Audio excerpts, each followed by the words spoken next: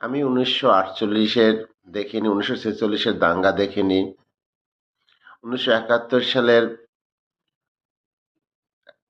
Riot দেখিনি, কিন্তু 2024 সালে হিন্দু নিধন দেখেছি। 2025 সালের আজকে এই দিনে দাঁড়িয়েও দেখতে হচ্ছে একজন হিন্দু ধর্মাবলম্বীকে মিথ্যে অপবাদ দিয়ে তাকে 1 ঘন্টা ধরে শারীরিক অত্যাচার অর্থাৎ পিটিয়ে তাকে হত্যা করে আধমরা করে তাকে গাছে ঝুলিয়ে হত্যা করা হলো। এই ঘটনা বাংলাদেশের, এখানেও যেরকম ঘটে নৃশংস ঘটনা, যেরকম আমরা সন্দেশখালীতে দেখেছি বা অন্যত্র দেখেছি, ওখানেও অর্থাৎ বাংলাদেশেও সংখ্যালঘুরা ভীষণভাবে অত্যাচারিত, নিগৃহীত, ভীত, সন্ত্রস্ত। চুরি ডাকাতি করে তাদেরকে সর্বশান্ত করে দেওয়া হয়, মানসিক অববাদ দেওয়া হয়। আবার এখানে আসলে তাদের নাগরিকত্ব নিয়ে নানা সমস্যা। তাদেরকে বলা হয় সিএ করলে তোমাদের সব নাগরিকত্ব যতটুকুন অধিকার আছে তাও চলে যাবে।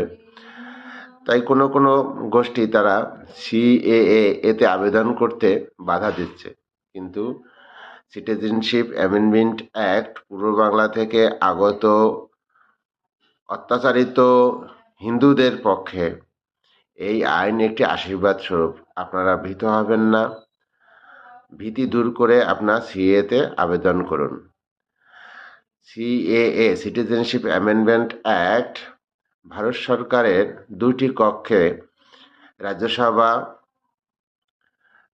পাশ হয়ে সংবিধান আইন তৈরি করে সেটি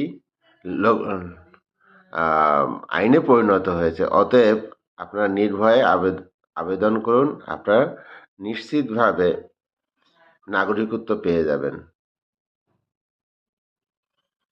আর এতে খুব জটিলতার কিছু নেই।